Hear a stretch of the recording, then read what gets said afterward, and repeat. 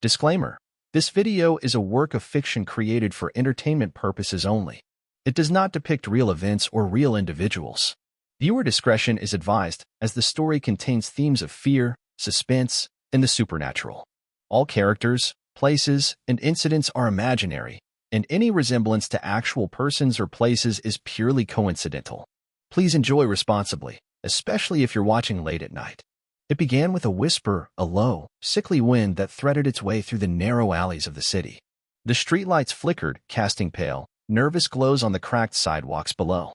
It was well past midnight, and the city, usually alive with sound, light, and chaos, felt abandoned. Too quiet, as if it was holding its breath. And then came the groaning. The sound was distant at first, like someone dragging a heavy suitcase across concrete. But it grew louder, slower, hungrier. A rustle of shuffling feet.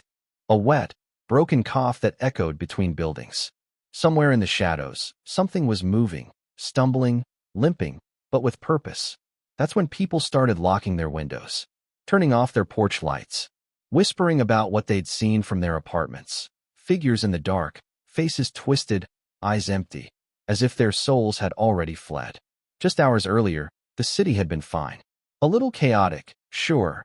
News reports of sudden riots in the northern sector, strange disappearances, emergency broadcasts that were quickly cut off. But most people brushed it off. Rumors. Hoaxes. Just another wild story making rounds online. No one expected it to spread this fast. No one believed that, by the time the sun set, the dead would walk among the living. The story takes place in an unnamed metropolis, a city like any other, filled with people chasing dreams, working long hours, glued to their phones. Skyscrapers loomed like silent watchers, and subways hummed beneath the surface, unaware of what was coming. It was a place that didn't sleep. But that night, sleep came anyway, thick and heavy, smothering the streets. And something woke up in its place. Rain began to fall, a cold, sticky drizzle that clung to your skin like sweat. The kind of rain that didn't refresh you but made you want to scrub your hands, even though you didn't know why. The city's scent changed, too. Gone was the usual mix of street food, gasoline, and cigarette smoke. Now it was something else. Rot. Wet soil. Like something freshly dug up. Something that shouldn't be here. In a small apartment on the 5th floor of an old brick building, a man named Leon watched from his window. He had always been a night owl, the kind of guy who thrived when others were asleep. He worked from home, fixing broken electronics, and staying off the grid. Paranoid, some would say. But tonight, his paranoia didn't seem so far-fetched. His TV had gone static an hour ago. His phone buzzed with messages from friends who were hearing screams, people banging on their doors, sirens that stopped too suddenly. Leon had locked every door, every window. He even dragged a shelf in front of the entrance. He wasn't taking any chances. His cat, Nori, paced nervously at his feet, tail puffed up. Something wasn't right. The streets were too still now. No cars. No honking. Just breathing. Not his own. Something else. Heavy. Wet. Ragged. Across the street, he saw her. A girl, no older than 20, barefoot and covered in mud, standing alone beneath a broken street lamp. She wasn't moving. Just staring up at his window. Eyes wide. Blank. And then, slowly, her jaw dropped open, far too wide. Not screaming. Just hanging. As if she were trying to remember how to use her mouth. Leon backed away from the window, heart pounding. When he looked again, she was gone. Elsewhere in the city, a small group of survivors had gathered inside an old bookstore, barricading the doors with chairs and shelves. One of them, an ex-nurse named Mira, kept glancing at her arm where something had bitten her just an hour ago. She hadn't told the others. She wasn't sure what bit her. She only remembered its skin, gray, soft, like a sponge left out in the rain. Its eyes had been cloudy, like milk, and its breath, she could still feel it on her neck. Warm. Wrong. A teenager named Jay was live-streaming everything. He had hundreds of followers tuning in, begging him to stop and get to safety, but he didn't care. He thought it was all some weird government experiment. We've seen zombie movies, he whispered to the camera. But this is different. They don't run. They don't moan like in the movies. They listen. They learn. Behind him, something knocked gently on the window. Once. Twice. He turned around too late. Nobody knew where it began. Some blamed a failed vaccine trial. Others swore it was a curse, something ancient, awakened by digging too deep under the city. A subway expansion project had been halted weeks ago when workers reported strange bones buried beneath the tunnels. The city denied it, but people talked. Rumors spread about old rituals, sealed tombs, things better left untouched. What was clear, though, was that the infected weren't like anything people expected. They didn't just bite and moan. Some of them spoke, mimicked voices. Some could unlock doors, crawl through vents. They remembered things. And worst of all, they weren't dead. Not completely. Their hearts beat slowly. Their skin was cold, but not lifeless. They were caught between worlds, trapped in some waking nightmare that spread with every breath. Back in his apartment, Leon turned off all the lights and crouched near the floor, listening. A new sound drifted in through the hallway. Music. A lullaby. Scratchy and distorted, like it was playing on a broken music box. The tune made his stomach twist. He didn't recognize it, but somehow it felt familiar, as if he'd heard it in a dream, or a memory he didn't know he had. He crept toward the door, careful not to make a sound. Something slid underneath, a photograph. He picked it up with trembling fingers. It was a picture of his childhood home, burnt to the ground years ago. No one else had a copy of this. On the back, written in shaky letters, were the words, "You were the first." A sudden thud hit the door. Then another. Scratching. Fingernails? Claws? He didn't know. Nori hissed and ran under the couch. Leon stepped back, heart thudding in his ears. Something whispered through the crack in the door. A voice he recognized. His sister's. But she'd been dead for 5 years. That's when the door handle started to turn. Would you like to continue with part 2, The Rise of the Horror? Disclaimer. This video is a work of fiction created for entertainment purposes only. It does not depict real events or real individuals. Viewer discretion is advised, as the story contains themes of fear, suspense, and the supernatural. All characters, places, and incidents are imaginary, and any resemblance to actual persons or places is purely coincidental. Please enjoy responsibly, especially if you're watching late at night. It began with a whisper, a low, sickly wind that threaded its way through the narrow alleys of the city. The streetlights flickered, casting pale, nervous glows on the cracked sidewalks below. It was well past midnight, and the city, usually alive with sound, light, and chaos, felt abandoned. Too quiet, as if it was holding its breath. And then came the groaning. The sound was distant at first, like someone dragging a heavy suitcase across concrete. But it grew louder, slower, hungrier. A rustle of shuffling feet. A wet, broken cough that echoed between buildings. Somewhere in the shadows, something was moving, stumbling, limping, but with purpose. That's when people started locking their windows, turning off their porch lights, whispering about what they'd seen from their apartments, figures in the dark, faces twisted, eyes empty, as if their souls had already fled. Just hours earlier, the city had been fine. A little chaotic, sure, news reports of sudden riots in the northern sector, strange disappearances, emergency broadcasts that were quickly cut off. But most people brushed it off. Rumors. Hoaxes.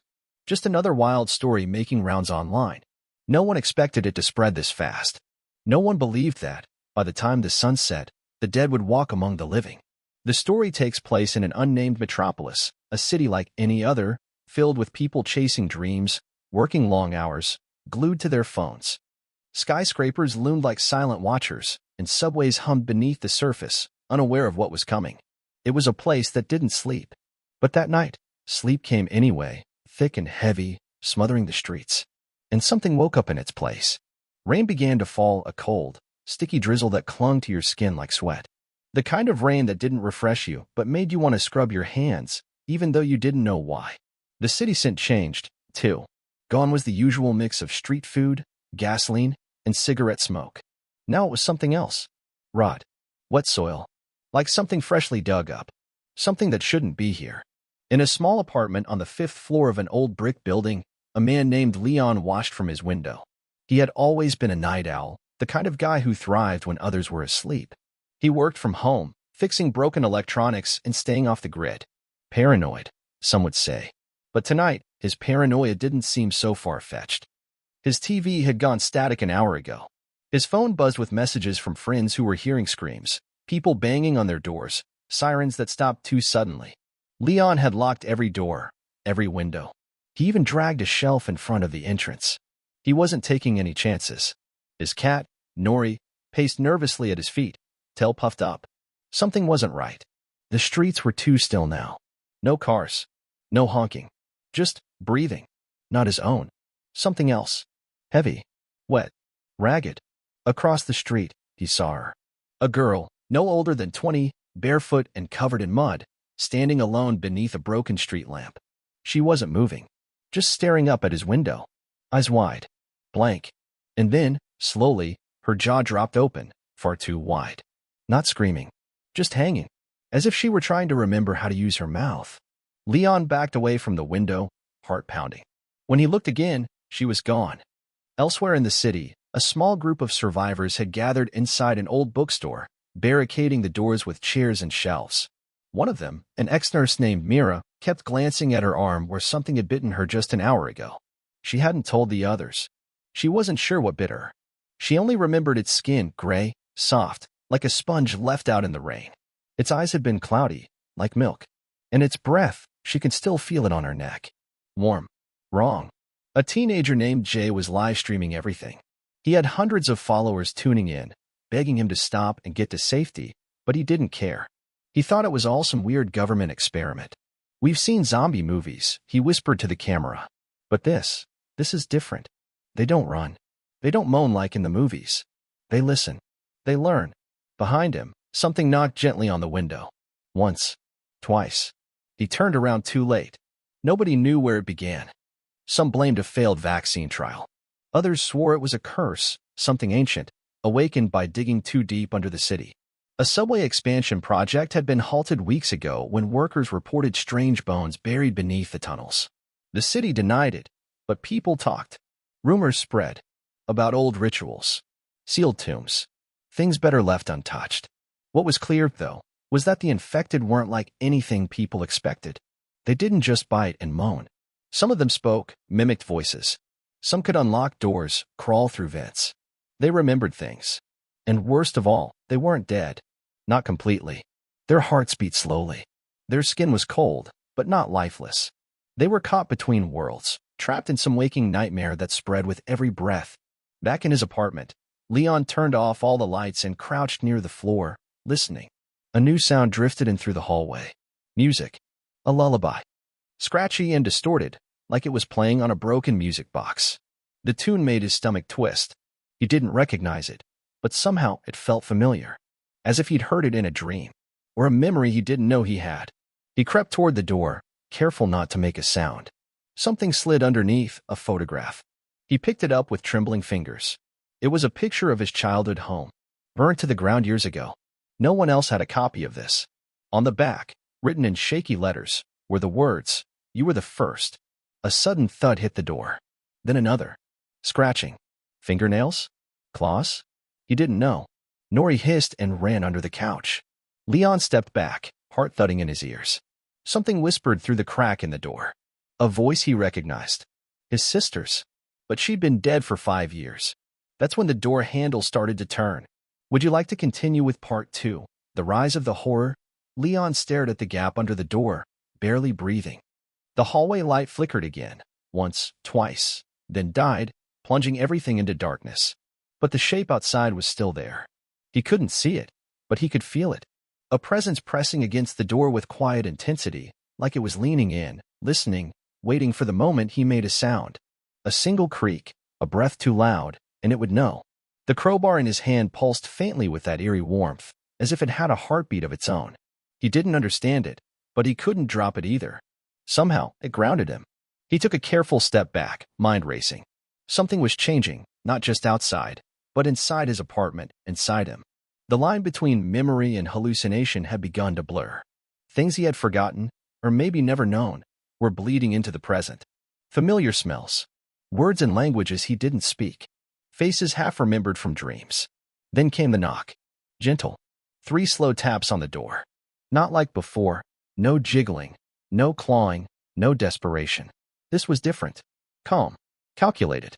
As if whatever stood there didn't need to force its way in. It knew it would be invited eventually.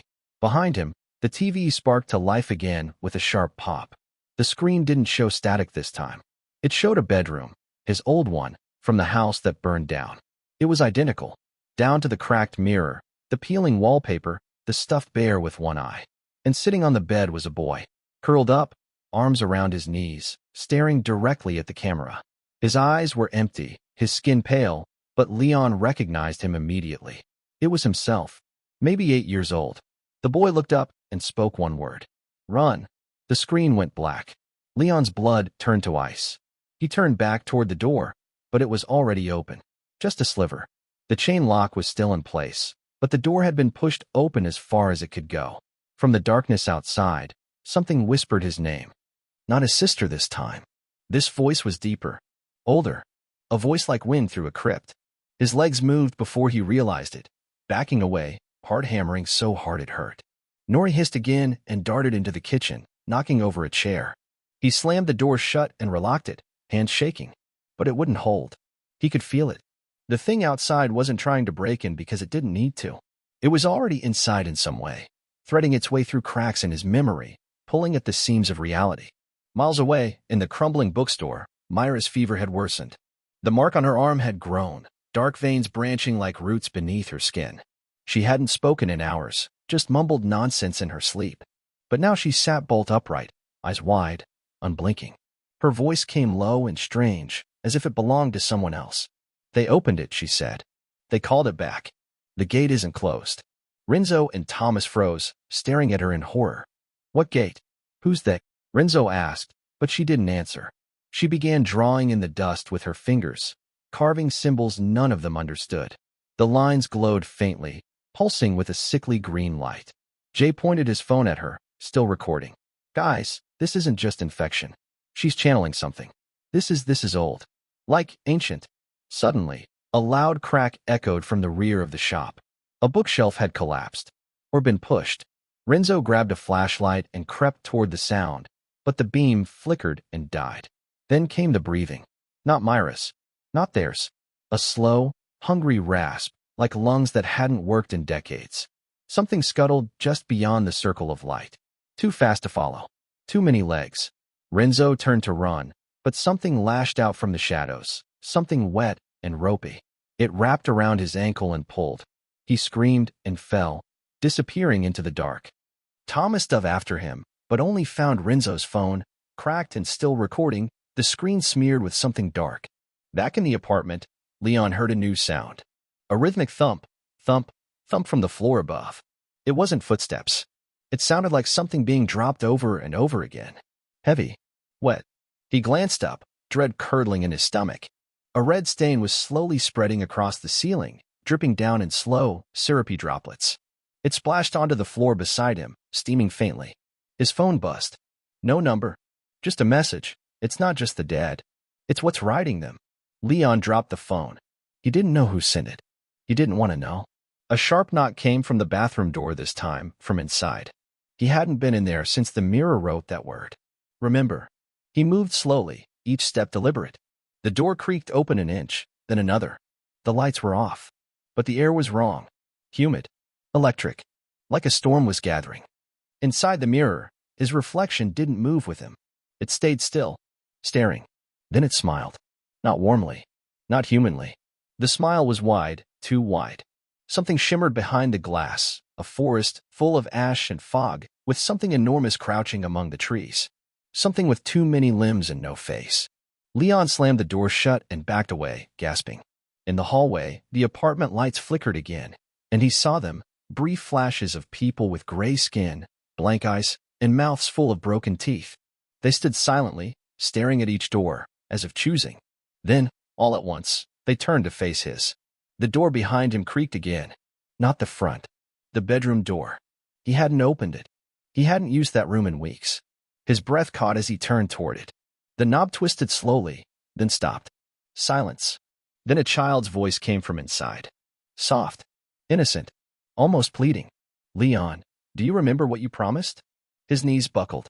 He hadn't heard that voice in over 20 years. Not since the day his sister disappeared. The day they told him it was an accident. But he remembered now. At least part of it. The forest. The game. The circle of stones. And the thing they had spoken to. Something that had never left. He took a step forward, crowbar gripped tight, heart pounding. He had to see. He had to know. As he reached for the door, every light in the apartment shut off in unison. Darkness swallowed everything. Something exhaled just inches from his face. And from the other side of the city, Mira, now barely recognizable, whispered through Jay's dying phone stream. The gate is open, and it remembers him. Would you like to continue with Prompt 4, the climax and confrontation? Leon stood frozen in the dark, the cold metal of the crowbar slick in his grip. His breath was shallow, trembling. The air around him felt thick, pressing against his chest like invisible hands. Behind the bedroom door, the voice of his sister lingered like a whisper caught in a draft, gentle, familiar, but wrong. It was her voice, but it carried something else beneath it now. An echo. A presence. Something ancient trying to wear her memory like a mask. He stepped back, heart pounding. The room was utterly silent. Even Nori had vanished. The quiet wasn't natural. It was a trap. Every instinct in his body screamed to run. But where? Outside, the dead roamed in jerky, unnatural movements. The hallway was no safer. The building itself seemed alive, groaning with every shift of the walls, the pipes, the floorboards beneath his feet. The lights flickered again and stayed off. Then came the scraping, slow, deliberate, as if something with claws was being dragged across the inside of the walls. It moved above him, then below, then behind the door. A faint sound, breathing, shallow and ragged. His hand trembled as he reached for the doorknob, fingers brushing the cold brass. Before he could touch it, something struck the wall beside him from the inside. Hard. A deep, wet thud. Then again. Louder. The drywall cracked, spiderwebbing outward with each impact. He stumbled backward as a thin stream of dark liquid trickled down from the ceiling crack above. It wasn't water. It smelled like rot and iron. Like something had been dead a long time. In a burst of desperation, he fled from the door, past the flickering TV, now hissing static, into the hallway. But the moment he crossed the threshold of his apartment, the air changed again. He felt it. Time, space, everything had shifted slightly, like stepping into a dream you couldn't wake from. The corridor wasn't the same. The wallpaper was older, peeling in wide curls. The lights buzzed weakly above. Doors that were once familiar were now boarded shut, some with symbols scratched into them in chalk, ash, and something darker. Leon crept forward, trying not to breathe too loudly. The sound of crying echoed from somewhere down the hall, soft, hiccuping sobs, like a child. He followed instinctively, against every warning in his mind. The crying led him to apartment 304, a unit long condemned. He knew it had burned in a kitchen fire 5 years ago, left abandoned ever since. But the door was open now, and inside, light flickered like candle flames. He stepped in. The room was lit by dozens of small fires, candles, lanterns, even burning pages floating in midair. Symbols were drawn everywhere, the walls, the ceiling, etched into the floors. At the center of it all was a circle of salt, and within it, a young girl sat curled into herself. Her hair covered her face. She rocked gently, whispering words that weren't in any language Leon recognized. Around her, the shadows danced unnaturally, moving independent of the flames. He took a step closer, and the girl stopped moving. Slowly, she raised her head. Her face was hollow, eyes wide and empty, mouth stretched into a grin too wide for her face. She wasn't human. Not anymore. Leon staggered back, but the doors slammed shut behind him. The candles extinguished in unison. The room plunged into blackness. Then came a sound, wet footsteps on wood, slow and deliberate. A cold breath brushed the back of his neck. He turned wildly, swinging the crowbar into the darkness. It struck nothing. The lights burst on again, and the room was empty. The girl was gone. The symbols faded from the walls like smoke. But the door was still sealed. The only way out now was through the hallway window. He rushed to it, flinging it open. The street below was no longer a street. It had changed. Twisted. The buildings had shifted in impossible ways, stairwells looping back into themselves, alleys that led into pitch-black forest where city blocks used to be. And everywhere, were the dead.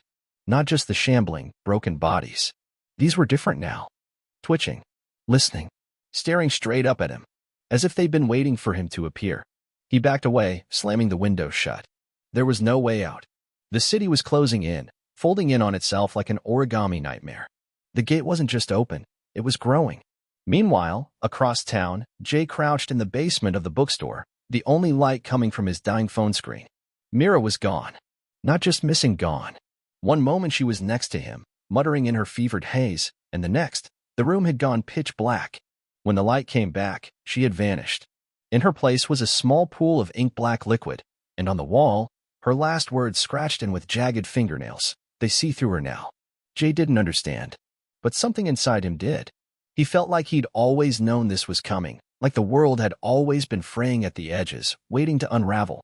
His stream was still live, watched by hundreds of terrified viewers who could only see flickering glimpses of eyes blinking open in the dark, of shadows stretching far too long, of voices whispering words from before language existed.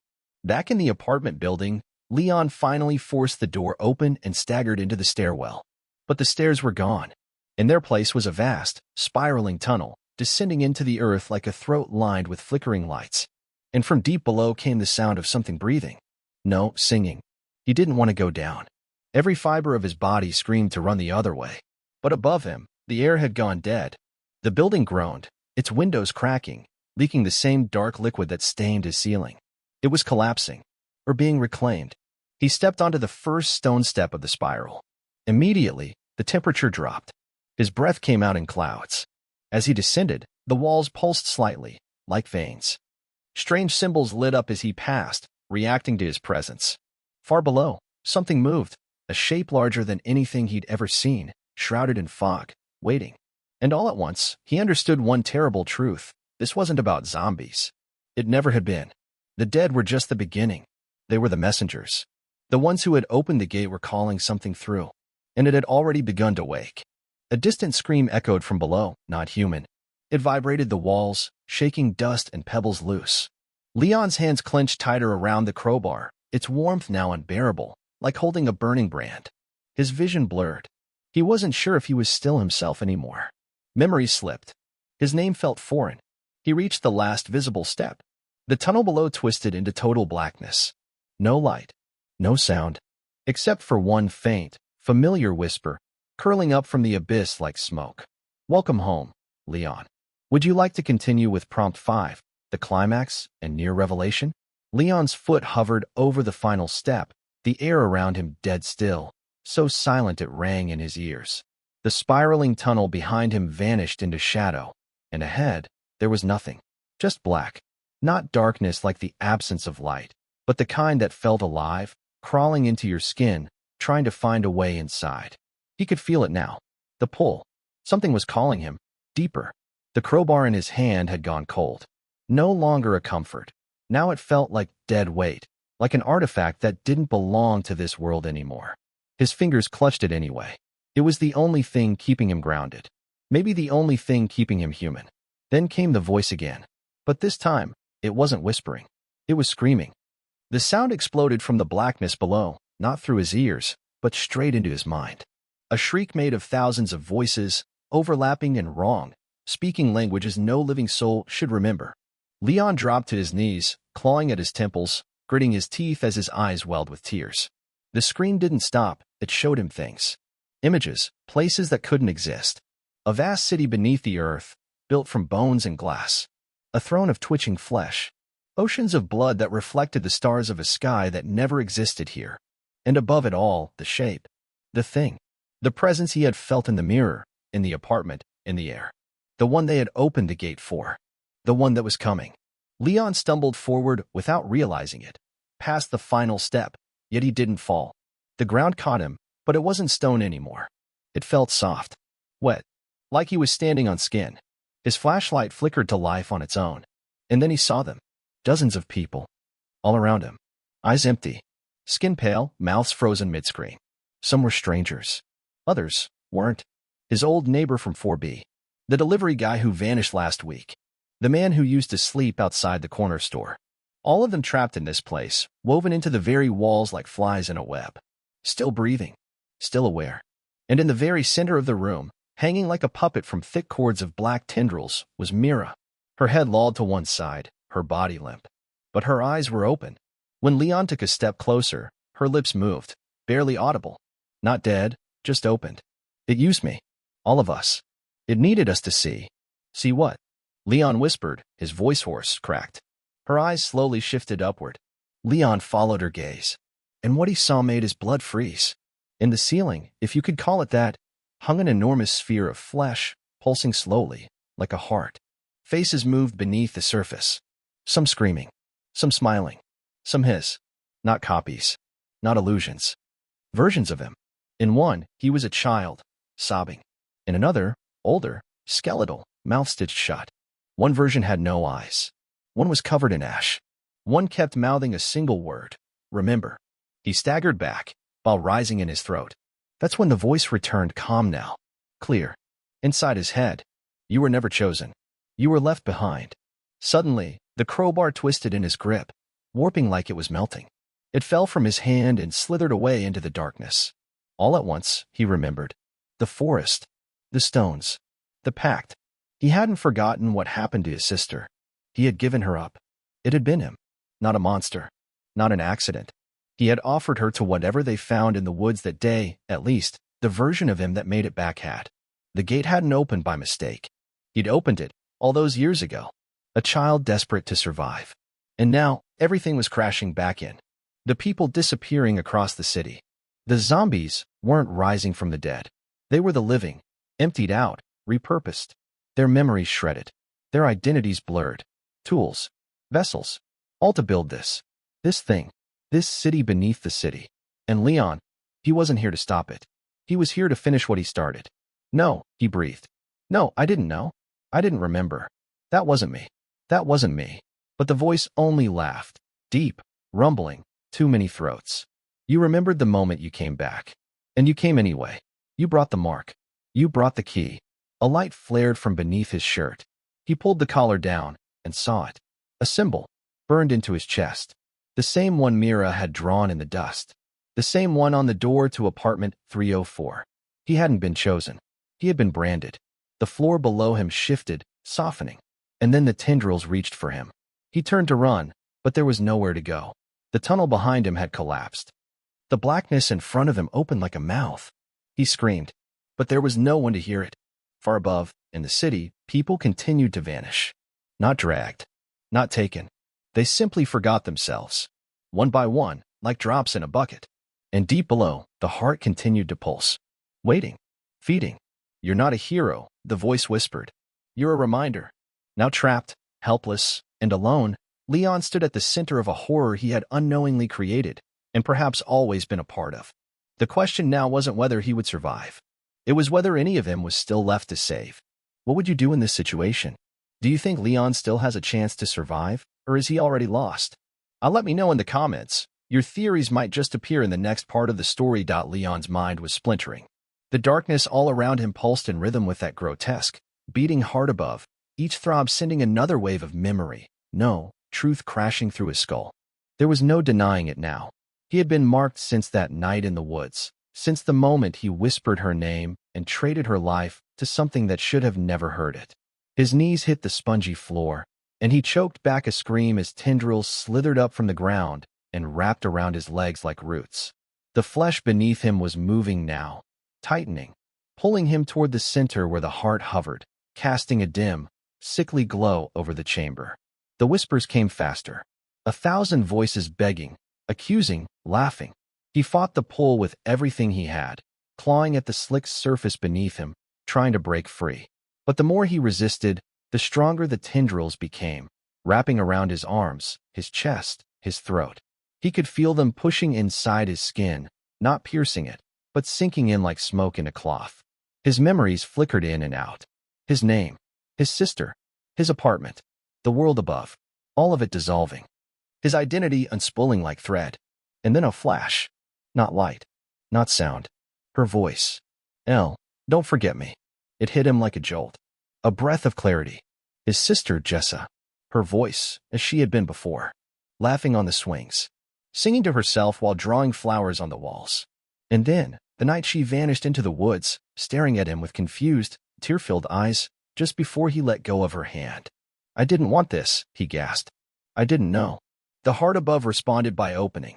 A vertical seam split across its surface, and from within, something began to emerge, a shape made of limbs, eyes, mouths, all woven together in a body that should never exist.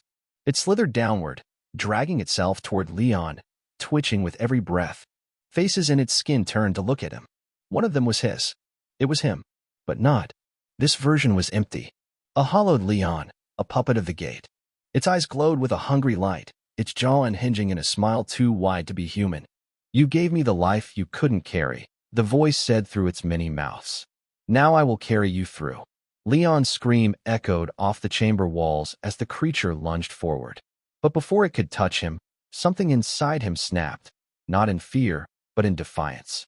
In desperation, he reached inward, not toward the memories that were fading, but toward the ones the gate couldn't take. The pain, the guilt, the truth, his betrayal, his cowardice, his responsibility. He embraced it, and with that, a spark ignited in his chest. The sigil on his skin, once cold and black, suddenly flared white-hot, and the tendrils recoiled as if burned. The monstrous Leon shrieked and stumbled backward, smoking. The tendrils loosened their grip. Leon surged to his feet. He didn't know what was happening, but he didn't stop. He ran toward the pulsing heart above, now shuddering violently as the glowing symbol on his chest grew brighter. The gate wasn't just feeding on him, it was bound to him. Through that childhood ritual, through the sacrifice, through his blood. If he was the lock, he could be the key. He reached into the light on his chest and pulled. It felt like tearing his soul in half. The pain was beyond anything he'd known, like peeling away every layer of himself, exposing his raw, broken core. But the symbol came free, floating in his hand like a burning brand. With a scream that tore at his throat, Leon hurled the mark directly into the open heart. The reaction was instant. The entire chamber convulsed as if the world itself was retching.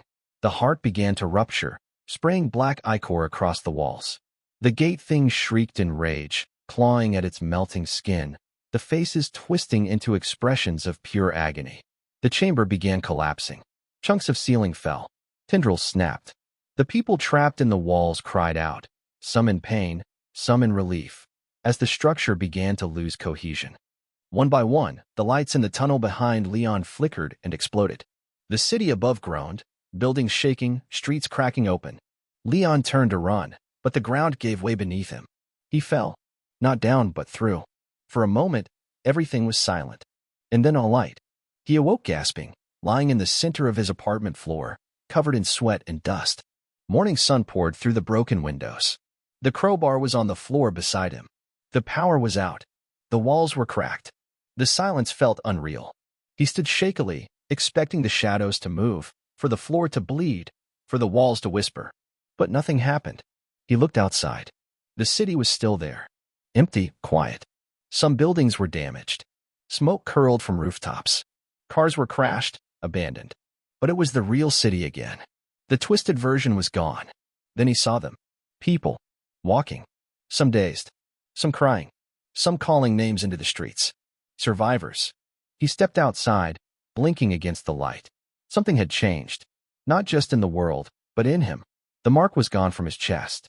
The weight he'd carried for years, buried under guilt and forgotten memories, felt lighter. But as he turned the corner, he froze. A child stood at the end of the street. Not lost. Waiting. She looked at him. Familiar eyes. Pale skin. Her hair was matted with dust. Her lips moved, but no sound came out. "Jessa," he whispered. She turned and walked into the fog that was already rolling back in from the edge of the street. He ran after her, but when he reached the spot, she was gone. Only a single handprint remained on the glass of a nearby door. Small, fading, and just beyond it, a reflection. Not his, but the other Leon. Still watching, still smiling. The gate had closed, but not for good. Some doors never lock forever. Some just wait. And somewhere beneath the city, where the heart once beat, a whisper echoed through the dark, one life traded, one debt still unpaid. Was it really over? Or just pausing? What would you do if you were Leon? Do you think the gate is truly shut? Or is something still waiting on the other side? Let me know your thoughts in the comments. Your theory might shape the next chapter in this twisted tale. Leon didn't dream anymore. Not the way he used to, at least. Sleep came like a collapse, heavy and dead, without pictures or noise. It was a mercy, he supposed, after everything he'd seen, everything he remembered. Dreams would only drag him back into the dark. He hadn't slept properly in days. Weeks maybe. Time felt broken now, like the seconds no longer ticked forward but circled him, folding in on themselves like the spiraling tunnels beneath the city. He'd stayed in the apartment for a while. It felt wrong to leave it. As if abandoning the place would somehow allow what had happened to slip out into the world again, like it had before. But nothing came for him. No tendrils under the bed. No whispers in the vents. No mirror. The mirror stayed silent. The mark on his chest never returned. But Leon was not the same man who had come back from below. He saw things now, fragments in corners, movement in puddles, shadows stretching in ways they shouldn't. People noticed, too. The few who survived, who remembered even some part of what happened, they looked at him like he was a scar the city couldn't hide. He knew why. Because deep down, they remembered him. Maybe not clearly. Maybe not consciously. But they knew he had something to do with it. And he did. No matter how far he ran from it, he had been the beginning of it all. A frightened boy in the forest. A name whispered into dirt. A sister lost in the dark. And now, even after closing the gate, after burning the sigil out of his soul, he still heard her voice sometimes. Jess's voice. Not angry. Not accusing. Just sad. He started walking at night. Through the city, into the parts that never fully healed. Burned buildings. Empty streets. Entire blocks where no one lived anymore. Places where people still went missing, even now. The news never said much. Gas leaks. Structural collapse. Mental health crises. But Leon knew. The gate hadn't vanished. It had just shifted. Somewhere out there, the heart was still beating. Smaller now. Weaker. Wounded. But alive. One night, as Leon stood on the overpass near the river, he saw something that made his breath catch. A boy, couldn't be more than 9 or 10, stood on the opposite sidewalk, staring straight at him. His eyes were pale. Familiar. Too familiar. Leon stepped forward slowly. "Hey," he called. "Are you lost?" The boy didn't answer. He just raised his hand and pointed, not at Leon, at the water. Leon turned, confused. And then he saw it. A ripple. Not wind. Not a fish. A pulse. Like something breathing just beneath the surface. He looked back, but the boy was gone. He ran down the slope, searched the shoreline, shouted, but there was no sign of him. Only footprints in the silt, leading to the water's edge. And ending. That night, he returned to his apartment and packed.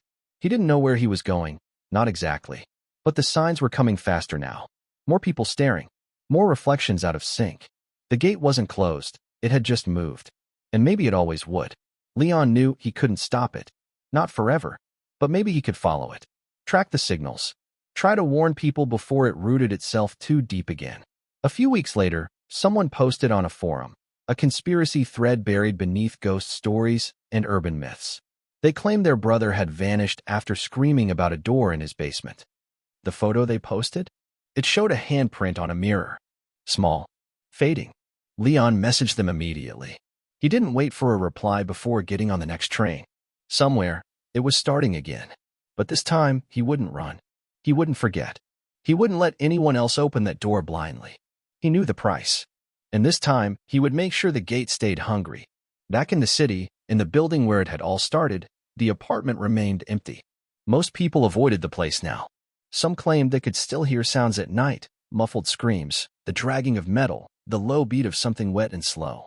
Others said the walls wept occasionally, bleeding from cracks that no repair team could seal. But no one had gone inside for weeks. Until the girl showed up. No one saw where she came from. The doorman swore he hadn't let anyone in. But the elevator moved anyway. It opened on the 3rd floor.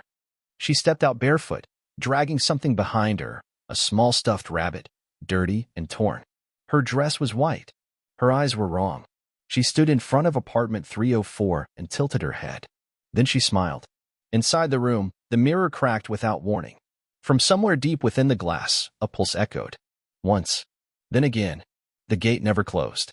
Not completely. It just waits for the right name. The right memory. The right regret. And eventually, someone always whispers it. Tell me, if you heard something calling from behind the mirror, would you look? Would you listen? Or would you walk away? Comment below, what do you think is really behind the gate? And should Leon return in a sequel? Or should some doors stay closed forever?